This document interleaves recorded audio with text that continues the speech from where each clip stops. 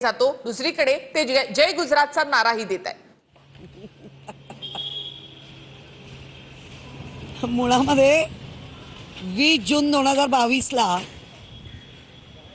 ज्या पद्धतीने महाराष्ट्र आणि मुंबई ज्यांच्या चरणी वाहिली,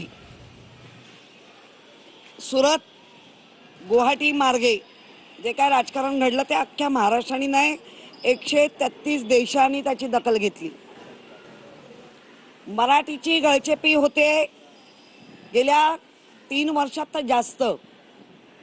ज्या मराठीला अभिजात दर्जा मिळवण्यासाठी आमचे खासदार सन्माननीय अरविंद सावंत असतील, अनिल देसाई असतील, संजय राऊत असतील, अशा अनेक खासदारांनी महाराष्ट्रातल्या आवाज उठवले आणि आवाज उठवल्यानंतर आम्हाला अभिजित दर्जा हा गेल्या मराठी भाषा दिनाच्या आधी मिळाला। आता तो असा प्रश्न पडला, तो भीकमध्ये दिला का?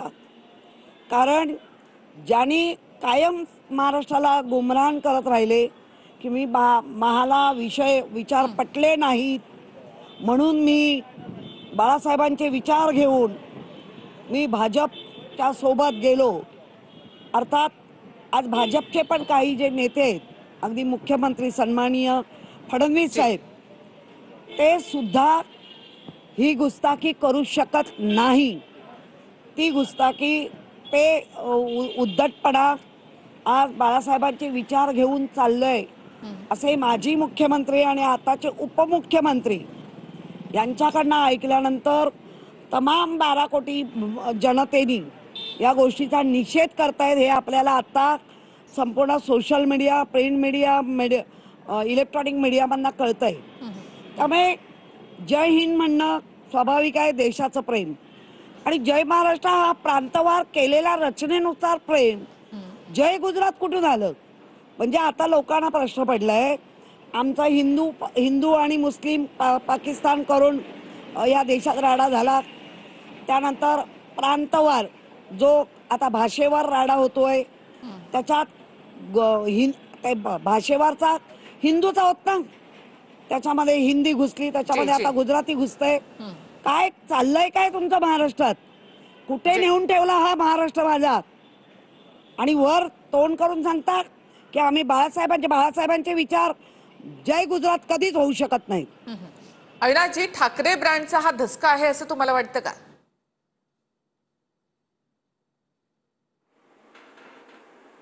मला विचारताय? जी जी, जरा ऐकायला नाही आला मला। जी अविनाशजी, ठाकरे ब्रँडचा हा धसका आहे असं तुम्हाला वाटतं का? बोला। नाही, ब्रँड नाहीये, ब्रँड हा लोप पावतो। ठाकरे हा विचार आहे, जो सन्माननीय प्रबोधनकारांपासून बाळासाहेबांपासून पुढे सगळेजण नेत आहेत। आलं का लक्षात? त्यामुळे त्याला ब्रँड म्हणू नका, ठाकरे हा विचार आहे, लक्षात ठेवा। आणि तो अत्यंत पारदर्शी, भविष्याचा वेध घेणारा असा विचार आहे। आणि त्या निमित्ताने फक्त ह्या गोष्टी करता हे 2 बंधू आता इकडे येत आहेत, ज्याच्यामध्ये कुठलाही झेंडा नसेल परंतु मराठीचा अजेंडा असेल, हे सन्माननीय राजसाहेबांनी सांगितलेलं आहे।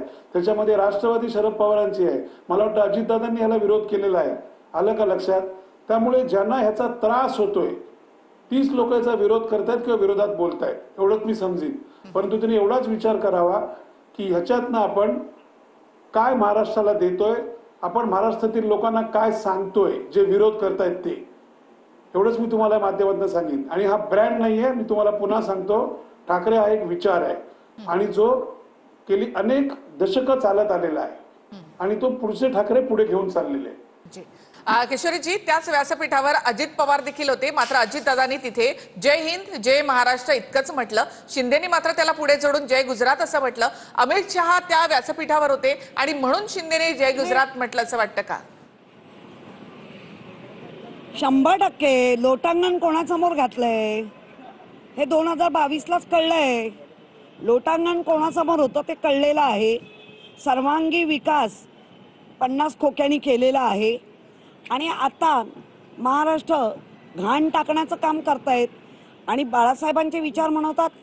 मुळामध्ये बाळासाहेबांनी जो विचार दिला आणि जो कृतीमध्ये आणला, ते आज राजसाहेब आणि उद्धवजी एक होत आहेत आणि त्या विचाराचा आणि कृतीचा जर ब्रँड असेल तर हाणा मिरची का लागते?